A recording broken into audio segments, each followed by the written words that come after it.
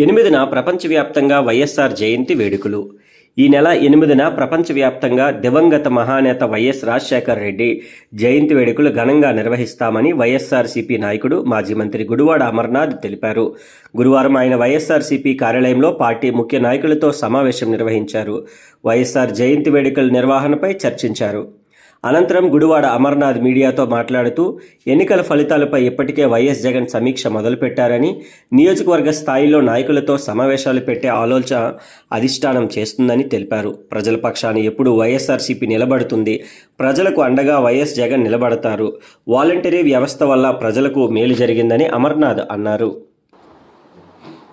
కార్యక్రమాలు, ఆయన విగ్రహాలకి పూలమాలలు వేసి నివాళులర్పించేటువంటి కార్యక్రమాలు, వివిధ సేవా కార్యక్రమాలు జిల్లా వ్యాప్తంగా, ప్రపంచవ్యాప్తంగా జరుగుతున్నప్పటికీ, రాష్ట్ర వ్యాప్తంగా కూడా పెద్ద ఎత్తున జరుగుతున్నప్పటికీ, విశాఖపట్నం జిల్లా వ్యాప్తంగా కూడా ప్రతి డివిజన్లో కూడా ఉన్నటువంటి 98 డివిజన్స్ కానివ్వండి, లేదా పెందుర్తి మిగిలినటువంటి 3 మండలాలు, భీమిలి నియోజకవర్గంలో ఉన్నటువంటి 3 మండలాలు, అన్ని ప్రాంతాల్లో కూడా ఘనంగా రాజశేఖర రెడ్డి గారి జయంతి కార్యక్రమాలు నిర్వహించాలని చెప్పి ఈరోజు సమావేశాన్ని ఏర్పాటు చేయడం, పెద్దలందరూ కూడా విచ్చేయడం, ముఖ్య నాయకులు, కార్పొరేటర్లు, వివిధ హోదాల్లో ఉన్నటువంటి పార్టీ నాయకత్వం అంతా కూడా ఈరోజు రావడం జరిగింది. వచ్చినప్పుడు కూడా అనేక విషయాలు, ఎందుకంటే నేటికి ఎన్నికల ఫలితాలు వచ్చి నెల రోజులు పూర్తయినటువంటి తరుణంలో పార్టీ కూడా జగన్మోహన్ రెడ్డి గారి నాయకత్వంలో రానటువంటి కాలంలో ఏ రకంగా కార్యాచరణ రూపొందించాలి, మొన్న వచ్చినటువంటి ఫలితాలు, దానికి గల కారణాలు, జరిగినటువంటి పొరపాట్లు ఏంటి అనేటువంటివి కూడా సమీక్షించుకోవాల్సినటువంటి అవసరం పార్టీ మీద ఉంది. దానికి సంబంధించి కూడా పెద్దలు, పార్టీ అధ్యక్షులు జగన్మోహన్ రెడ్డి గారి నేతృత్వంలో ఇప్పటికే పార్టీ నాయకత్వం అంతా కూడా వారిని ఎప్పటికప్పుడు వారిని కలుస్తూ ఉంది, వారి అభిప్రాయాలు తెలియజేసేటువంటి కార్యక్రమం చేస్తూ ఉన్నారు. నిన్ననే జగన్మోహన్ రెడ్డి గారు కూడా విజయవాడ రావడం, ఈరోజు నెల్లూరు పర్యటనకి వారు వెళ్ళడం, మా పార్టీ మాజీ శాసనసభ్యుల్ని వారిని కలవడానికి వెళ్తూ ఉన్నారు. అలాగే వచ్చే వారం నుంచి కూడా పార్టీ నాయకత్వాన్ని కూడా ఎక్కడికక్కడ కలిసి పార్టీ పెద్దల తాలూకా ఆలోచన కూడా ప్రతి జిల్లాలో కూడా కొన్ని సమావేశాలని, విస్తృత స్థాయి సమావేశాలు నియోజకవర్గ స్థాయిలో నిర్వహించి వారితో నేరుగా జగన్మోహన్ రెడ్డి గారు చర్చించేటువంటి దానికి కూడా కార్యక్రమాలు రూపొందిస్తే బాగుంటుంది అనేటువంటి ఒక అభిప్రాయాన్ని. వైఎస్ఆర్ 75వ జయంతిని ఘనంగా నిర్వహించాలి. రాష్ట్ర వ్యాప్తంగా పెద్ద ఎత్తున సేవా కార్యక్రమాలు. మాజీ మంత్రి పేర్ని నాని. దివంగత మహానేత వైఎస్ రాజశేఖర రెడ్డి స్ఫూర్తితో ముందుకెళ్తాం. మా పార్టీ ఆలోచనలకు, ఆశయాలకు పునాది వైఎస్ఆరే. అభివృద్ధిని అందరికీ పంచాలన్న వైఎస్ఆర్ కలలే మా లక్ష్యాలు. వైఎస్ఆర్ కాంగ్రెస్ పార్టీ అధ్యక్షులు, మాజీ ముఖ్యమంత్రి వైఎస్ జగన్ ఆలోచన మేరకే ఈ సేవా కార్యక్రమాలు జరుగుతుంది. వైఎస్ఆర్ కాంగ్రెస్ పార్టీ జీవం పార్టీ ఆశయాలకు పునాదిగా ఉన్నటువంటి రాజశేఖర రెడ్డి గారి యొక్క ఆలోచన విధానమే కారణంగా ఇన్ని సంవత్సరాలుగా ప్రజల్లో మమేకమై ప్రజాసేవకి నడుంకట్టినటువంటి ప్రతి వైఎస్ఆర్ కాంగ్రెస్ పార్టీ కుటుంబ సభ్యుడు కూడా రేపు అందరికీ కూడా వైఎస్ఆర్ కాంగ్రెస్ పార్టీ ప్రతి కుటుంబ సభ్యుడికి జూలై 8వ తారీఖు అనేది ప్రత్యేకమైన దినం. ఆ రోజు దివంగత ముఖ్యమంత్రి రాజశేఖర రెడ్డి గారి 75వ జయంతి సందర్భంగా వైఎస్ఆర్ కాంగ్రెస్ పార్టీ రాష్ట్ర వ్యాప్తంగా పెద్ద ఎత్తున సేవా కార్యక్రమాలు చేయాలని చెప్పని, ఏ మహనీయుడి స్ఫూర్తితో అయితే వైఎస్ఆర్ కాంగ్రెస్ పార్టీ ఆరంభించబడిందో అదే స్ఫూర్తిని కొనసాగిస్తూ మళ్లీ పునరంకితం అవుతూ స్వచ్ఛంద సేవా కార్యక్రమాలు చేయాలని చెప్పని, రక్తదానము చేయటమో లేదా ఏదన్నా స్కూల్లో పిల్లలకి పుస్తకాలు అందించటమో ఇలాంటి లేదా ఏదన్నా కాలనీల్లో లేదా రహదారుల పక్కన చెట్లు నాటడము ఇట్లాంటి సేవా కార్యక్రమాలు ఎంచుకుని చేయవలసిందిగా వైఎస్ఆర్ కాంగ్రెస్ పార్టీ కుటుంబ సభ్యులందరికీ కూడా జగన్మోహన్ రెడ్డి గారు నిర్ణయం తీసుకోవడం జరిగింది. కాబట్టి ప్రతి ఒక్కరూ కూడా మన రాష్ట్ర అధ్యక్షులు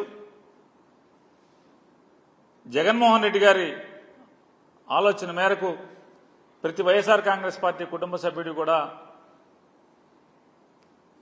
స్వచ్ఛంద సేవా కార్యక్రమాల్ని జూలై 8 దివంగత ముఖ్యమంత్రి రాజశేఖర రెడ్డి గారి జయంతి ఉత్సవం సందర్భంగా ఆచరించాలని చెప్పని ప్రతి ఒక్కరిని కూడా కోరుకుంటూ, అలాగే రాజశేఖర రెడ్డి గారి యొక్క జయంతి ఉత్సవం ద్వారా స్వచ్ఛంద సేవా కార్యక్రమాలను చేస్తూ ప్రజలకి పనికొచ్చే కార్యక్రమం చేస్తూ మరొకసారి ఆ మహనీయుడి యొక్క ఆశయాల్ని, ఆయన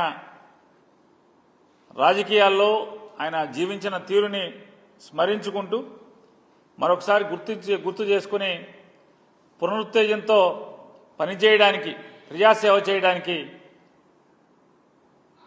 అడుగులు వేస్తామనేది ఆ రోజు. టీడీఆర్ బ్యాండ్లలో అక్రమాలపై విచారణ, నివేదికలు వచ్చాకే చర్యలు. మంత్రి నారాయణ తనకు టీడీఆర్ బ్యాండ్లో అనే అక్రమాలు జరిగాయని, వాటిని కొనుగోలు చేసిన వారంతా ప్రస్తుతం ఇబ్బందులు పడుతున్నారని మంత్రి నారాయణ అన్నారు. సచివాలయంలో ఆయన మీడియాతో మాట్లాడారు. నెల్లూరు, కడప లేఅవుట్ల అనుమతుల్లో ఎక్కువగా అవతవకలు జరిగినట్లు ఆరోపణలు వచ్చాయి. వాటిపై కమిటీలు వేశాం. ఆ నివేదిక ప్రకారం తట్టుపల్లి చర్యలు తీసుకుంటామని అన్నారు. ఈ అర్బన్ అథారిటీస్కి వస్తున్నాయి. మొత్తం 85%. మొదట 5 అర్బన్ అథారిటీస్ ఉన్నాయి. ఈరోజు మొత్తం 21 అయినాయి. 21లో సిఆర్డీ ఒకటి. సిఆర్డీ పోతే మొత్తం 20 అర్బన్ అథారిటీస్ ఉన్నాయి. ఈ 20 అర్బన్ అథారిటీస్ యొక్క అధికారులందరినీ ఇవాళ పిలిచాం. ఇక్కడికి ఇవాళ పిలిచి యాక్చువల్గా వాళ్ళ యొక్క రివ్యూ పెట్టాం.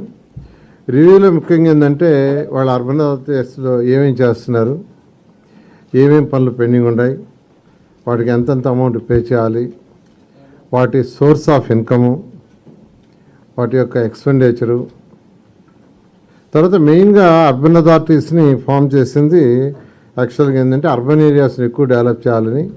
ఆ ఏరియాలో మెయిన్గా ఇన్ఫ్రాస్ట్రక్చర్, రోడ్లు కావచ్చు, డ్రైన్స్ కావచ్చు, డ్రింకింగ్ వాటర్, పార్కులు, తర్వాత వేస్ట్ మేనేజ్మెంట్ సిస్టమ్స్, ఇవి డెవలప్ చేయడం కోసంగా యాక్చువల్గా ఇటు పెట్టింది. వాటి యొక్క ఆబ్జెక్టివ్ అది.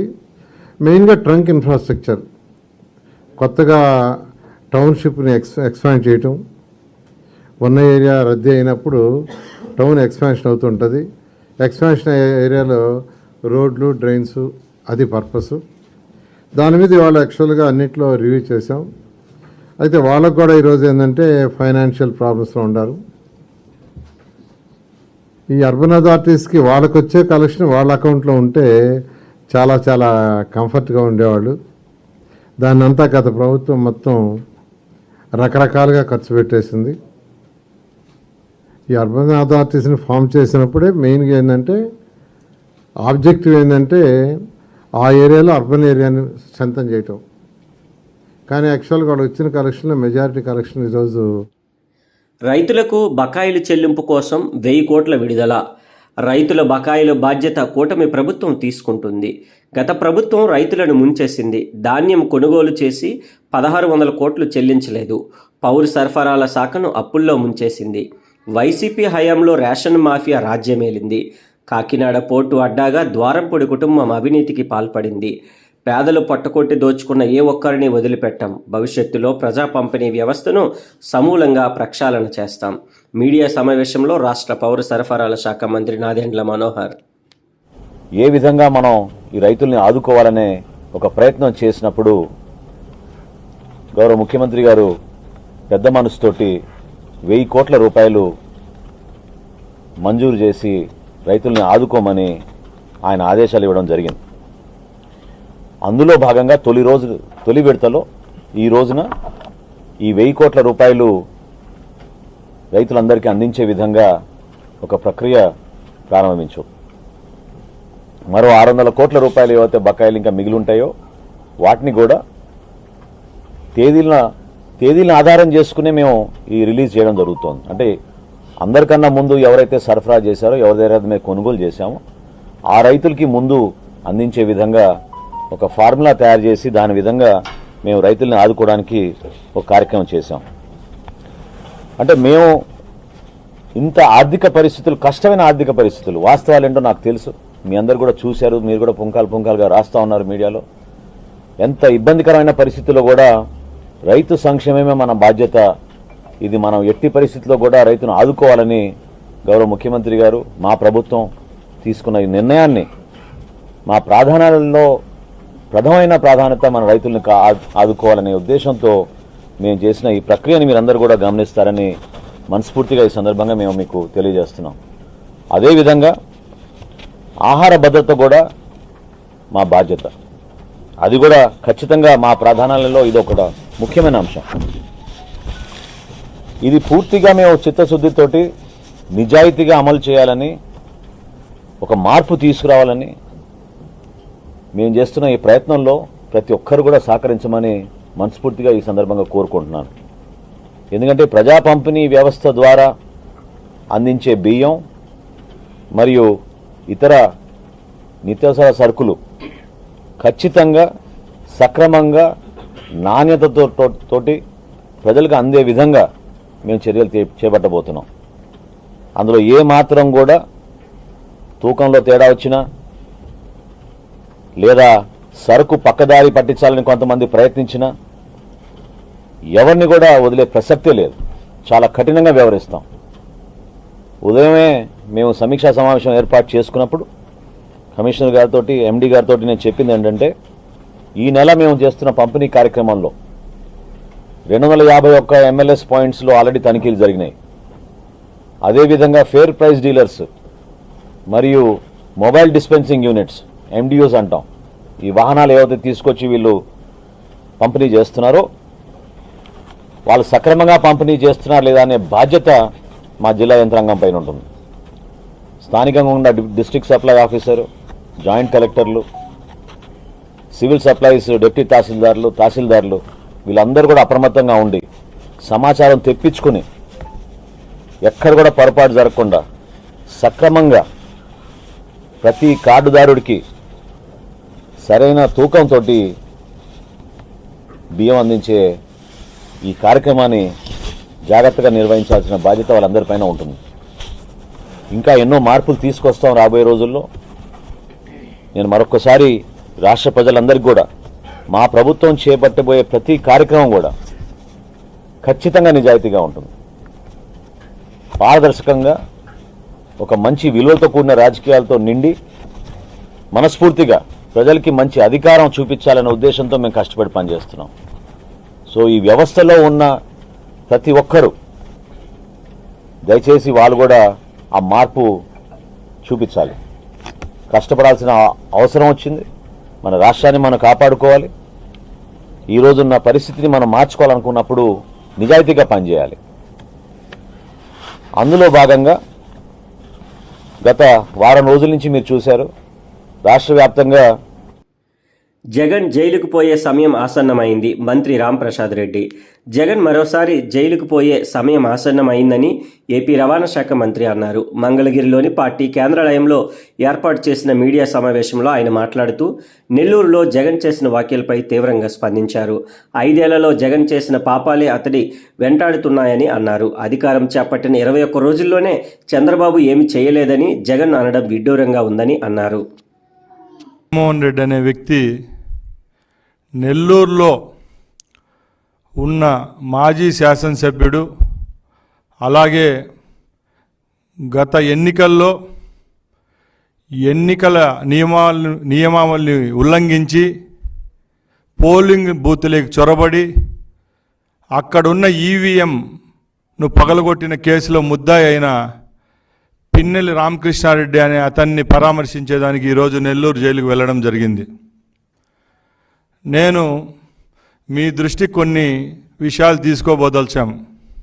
ఎందుకంటే మాజీ ముఖ్యమంత్రి హోదాలో ఈరోజు మీరు ఆ జైలు పర్యటనకు వెళ్ళారు.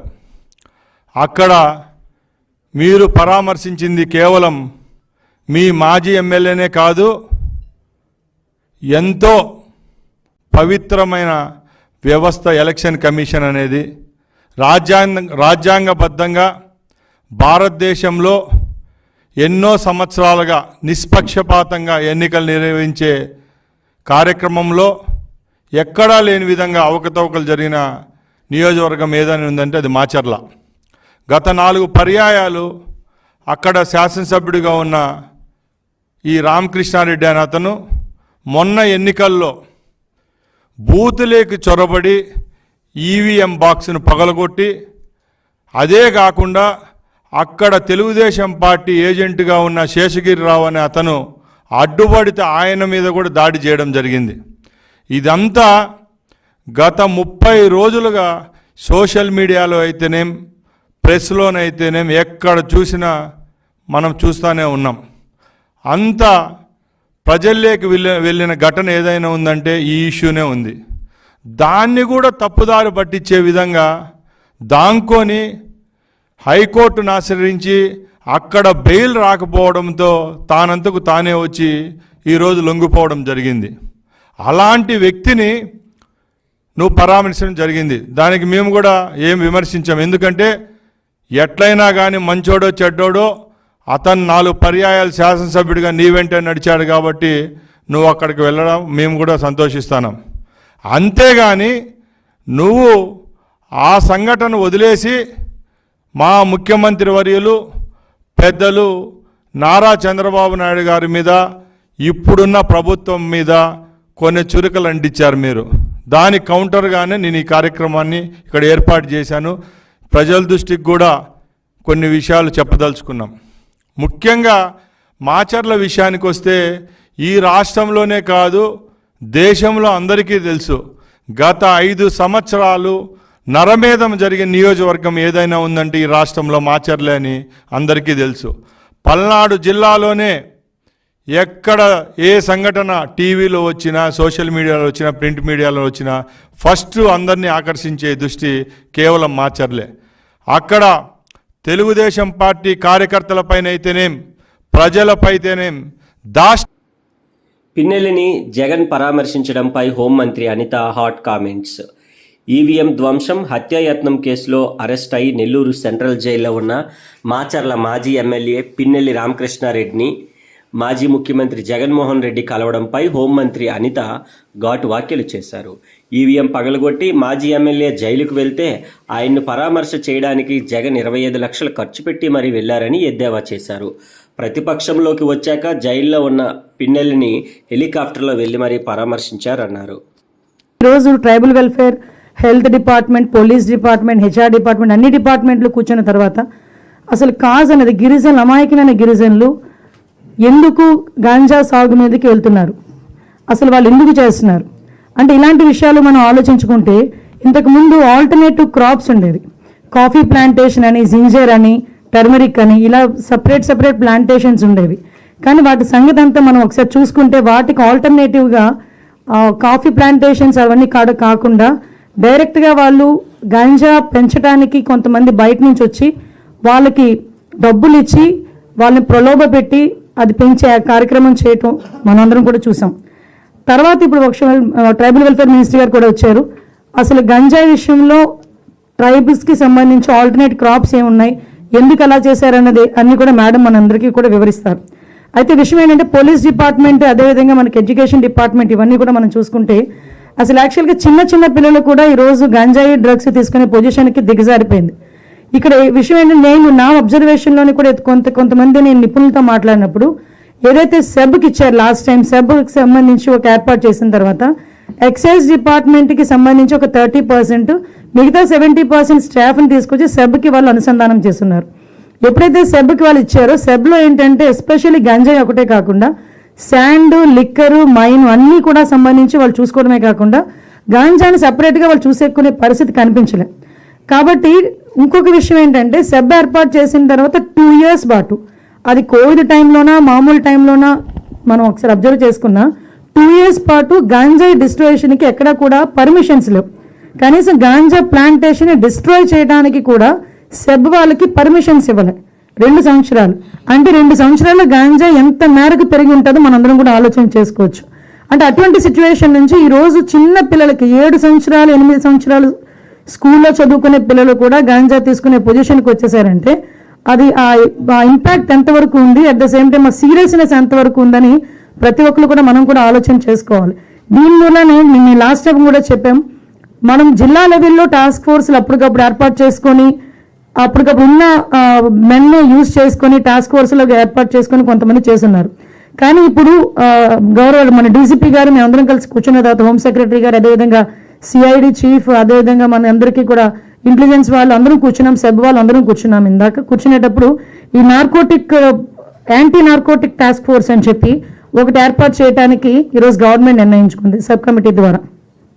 దీనికి సపరేట్గా ఒక ప్యాటర్న్ అంటే స్టాఫ్ ప్యాటర్న్ కూడా ఇవ్వడానికి సపరేట్గా ఒక ఐజీ లెవెల్ లేకపోతే మనకు ఐజీ లెవెల్ ఆఫీసర్ని ఒకరిని పెట్టడం, అదేవిధంగా కింద స్థాయిలో డిస్ట్రిక్ట్ స్థాయిలో కూడా ఒక ఎస్పీ లెవెల్ ఆఫీసర్ని పెట్టడం, వాళ్ళకి ఎలాంటి వర్క్ ఎండాస్ చేయాలో ఇవంతా ఫ్రేమ్ చేసి మీకు ఒక 10 daysలో ఈ యాంటీ నార్కోటిక్ టాస్క్ ఫోర్స్ అనేది లైవ్లోకి వచ్చేటట్టుగా చేయడానికి ఈరోజు పోలీస్ డిపార్ట్మెంట్ హోమ్ డిపార్ట్మెంట్ కూడా నిర్ణయం తీసుకోవడం జరిగింది.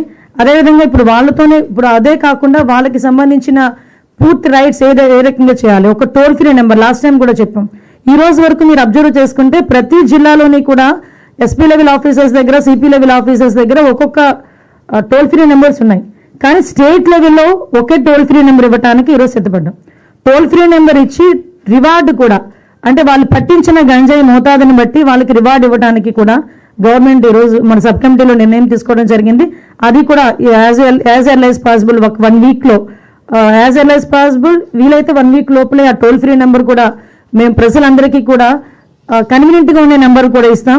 అదేవిధంగా అందులోని కూడా ఎందుకంటే మేము పర్టికులర్గా చెప్తున్నామండి, చాలా మంది కుటుంబంలో ఉన్న తల్లిదండ్రులు వాళ్ళ పిల్లలు గంజాయి తీసుకుంటున్నారు అని చెప్పడానికి భయపడుతున్నారు.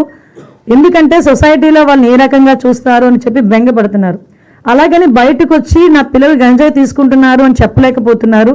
అలాగని వాళ్ళని తీసుకెళ్లి ఏ రీహాబిలిటేషన్ సెంటర్లోని కూడా పెట్టే పరిస్థితులు కూడా కనిపించట్లే.